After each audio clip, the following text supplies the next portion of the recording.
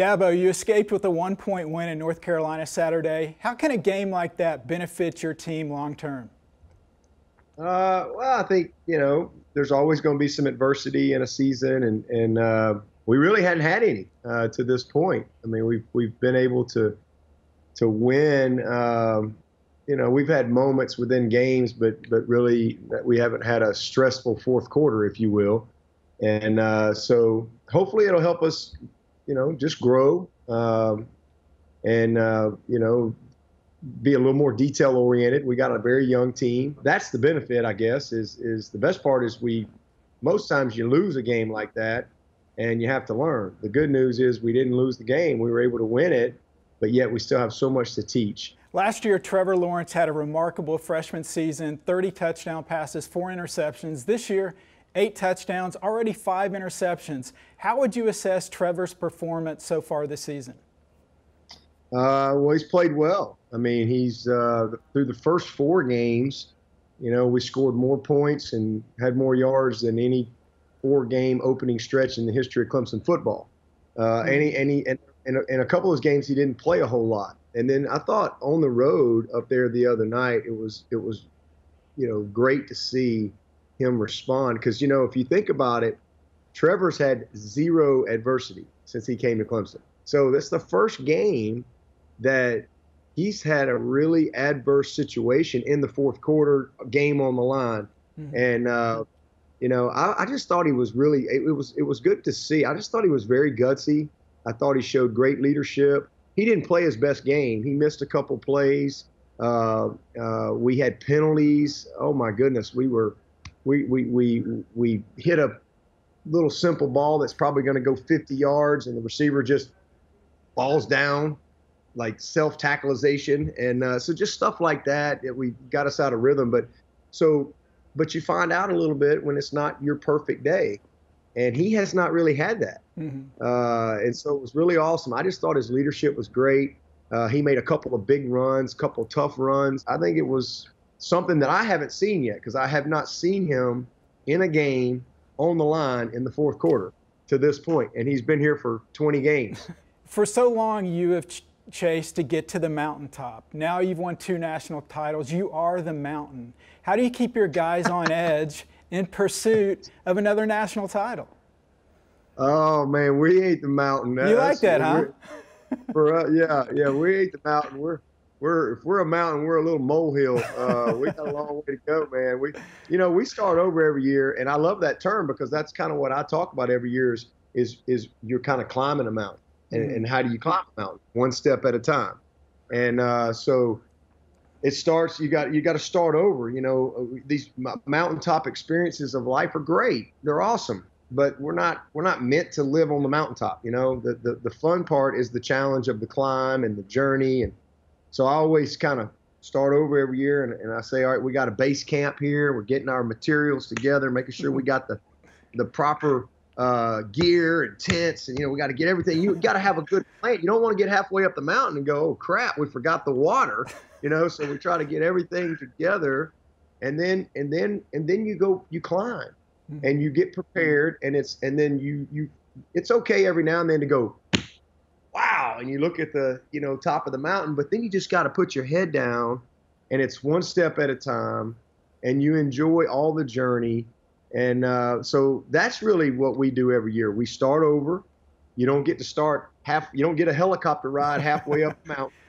And say, all right, y'all get to start here because you made it to the top last year. No, yeah. You have to go all over. Now, hopefully you've got some experience, and guys who've maybe been to the top before can help lead those who haven't. And I see that as a responsibility. But we start over. We don't assume anything. We're not entitled to anything. And you just got to pay the price all over again. I always say, championships don't go on sale. They ain't half price. You got to pay full price every year, and you got to be willing to do that. And if you look at any great player or a great team or great program, I think they have those things in common, and they're motivated by that next challenge. They're not distracted by what they did last year. Mm-hmm. They're motivated by the next mountain, the next challenge, and that's what I love about the Tom Brady's of the world. I just think that's really cool. And so for us, we start over. It's a daily focus all the way back to January. We reset. It's a new team. And that's just what we've done for a long time. Since you've been at Clemson, your staff has remained virtually intact the entire time. How are you able to keep everybody together and happy in such an ego-driven profession? Oh, I'm just so nice to them. Besides that, you know, just relationships. I mean, I think our culture here.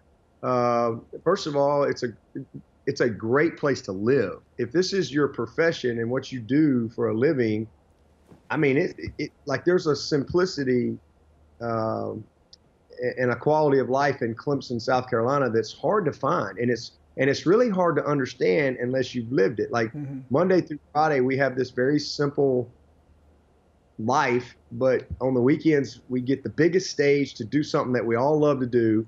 And so I think we have a great culture and a great environment to come to work in, where, you know, you hear Clemson family all the time, but it really is. I mean, our wives, our kids, I mean, everybody's a part of it here, and it's a really cool thing. And that's been intentional. I mean, we didn't just luck up and create that. We've been very intentional in how we've created that culture.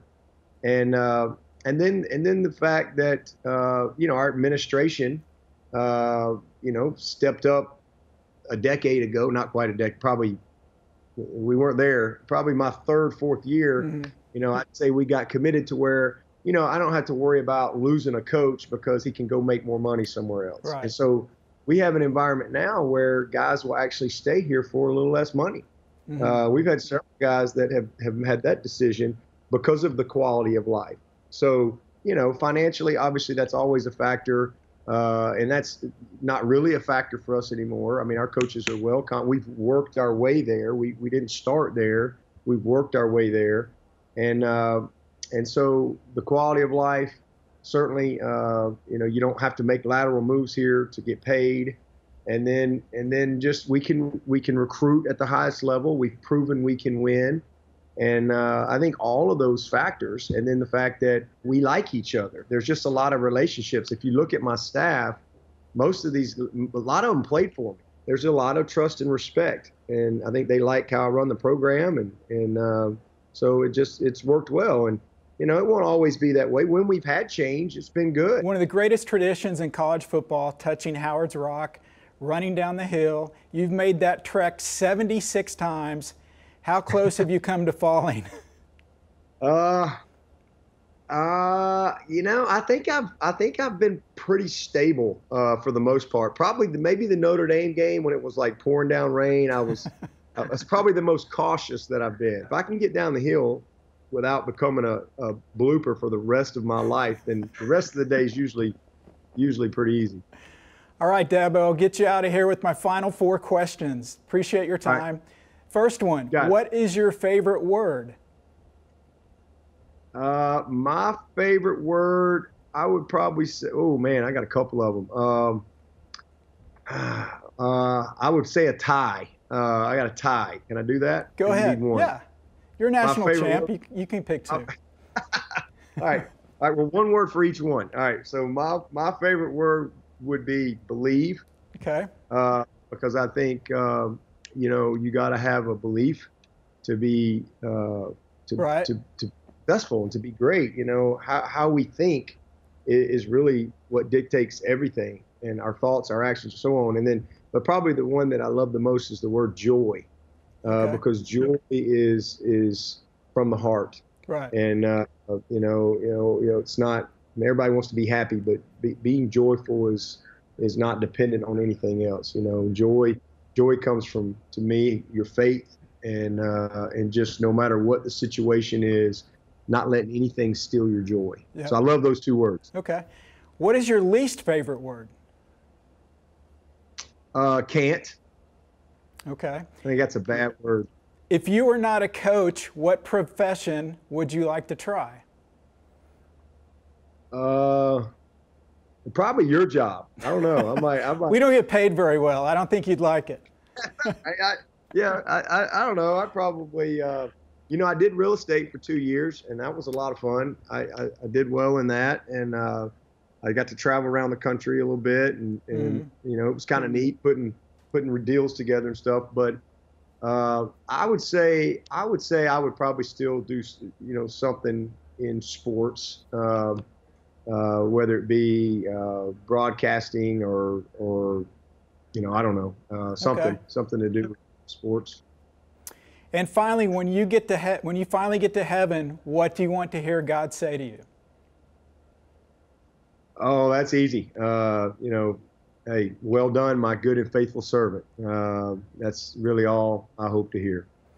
Hey, thanks so much, Dabo. I really appreciate the time. Yeah, man, you got it. It's fun.